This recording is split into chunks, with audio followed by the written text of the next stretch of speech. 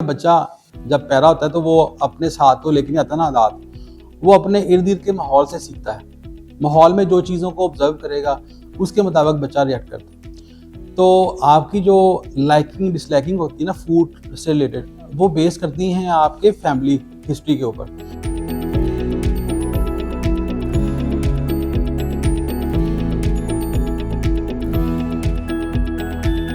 صحت مند زندگی گزارنے کے لیے متوازن خوراک کا ہونا نہایت ضروری ہے.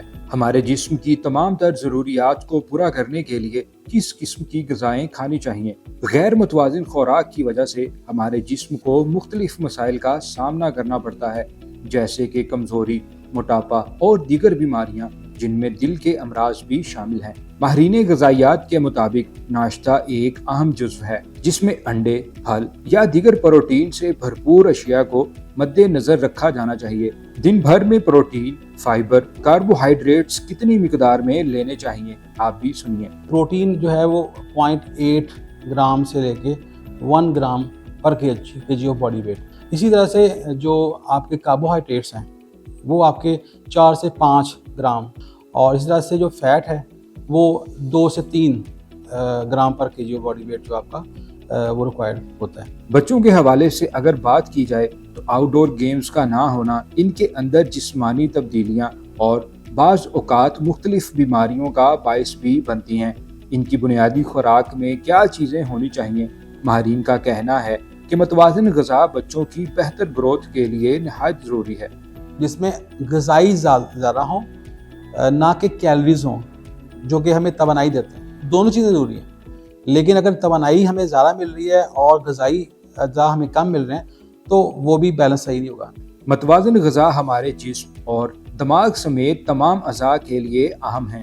دور جدید میں فاسٹ فوڈ اور تلی ہوئی بازاری اشیاء اس وقت کی تمام بیماریوں کی ایک بنیادی جڑ ہیں، جو ابتدا میں بیماری اور پھر موت کا سبب بھی بن جاتی ہیں. ماہرین کے مطابق ان سے کیسے چھٹکارا حاصل کیا جا سکتا ہے؟ بیف میں سب سے بیسٹ نیوٹرینٹس موجود ہیں جو آپ کی جسم کی غذائی ضرورت پورا کرتے ہیں. اس کے علاوہ مائیں جو ہیں ہمیشہ اویلیبل رکھیں ہیلدی فوڈ کو. مطلب بچوں کی جو پر ڈے کی نیوٹرینٹ کی ریکوائرمنٹ ہوتی ہے وہ بڑوں سے زیادہ ہے. بچوں کی صحت کو لے کر پریشان رہنے والے والدین جو بنیادی اور قدرتی طور پر پیدا ہونے والی اشیاء کے بجائے وائٹامنز اور سپلیمنٹس کو استعمال کرتے ہیں، ان کو تنبیہ کرتے ہوئے ماہرین کا کہنا تھا اگر ان کو کوئی ایشو نہ ہو، میٹابولک ایشو نہ ہو، مطلب ہمارے جسم کے اندر وہ چیز پیدا ہی نہیں ہو رہی، تو پھر ہم کہتے ہیں کہ سپلیمنٹ، لیکن وہ بہت کم چانسز ہوتے ہیں کہ ایسا ہو. تو ادروائز اگر بچے کی غذا جو ہے وہ متوازن ہے تو پھر اس کو کسی قسم کے سپلیمنٹ کی ضرورت نہیں ہوتی.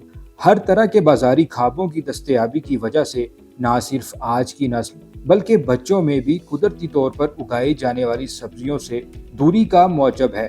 آرگینک چیزوں کو چھوڑ کر کیسے ہم بچوں کی زندگیوں کے ساتھ کھیل رہے ہیں اور کس طریقے کے ساتھ انہیں اس سے بچایا جا سکتا ہے. بچوں کو اگر آپ ہیلدی فوڈ کی طرف لے کے آئیں اور اگر شروع سے ہی چائلڈہڈ سے ہی اس کو اگر آپ اویئرنیس دے دیں اور ہمیشہ ان ہیلدی فوڈ کو ڈسکریج کریں کہ جیسے کوئی سافٹ ڈرنک ہے آپ اس کی برائیاں بیان کرنا شروع کر دیں، جنک فوڈ ہے اس کو بھی آپ برائیاں بیان، تو بچے کے ذہن میں وہ چیز بیٹھ جائے گی.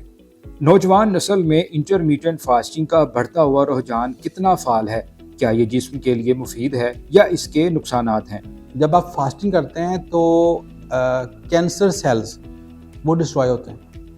اس کی وجہ کیا ہوتی ہے کہ کینسر سیل جو ہوتے ہیں وہ شوگر کو بہت زیادہ یوز کرتے ہیں، یعنی کہ اگر آپ کے بلڈ میں زیادہ شوگر ہے یعنی گلوکوز زیادہ ہے تو اس کی وجہ سے کینسر سیل زیادہ پروموٹ ہوتے ہیں.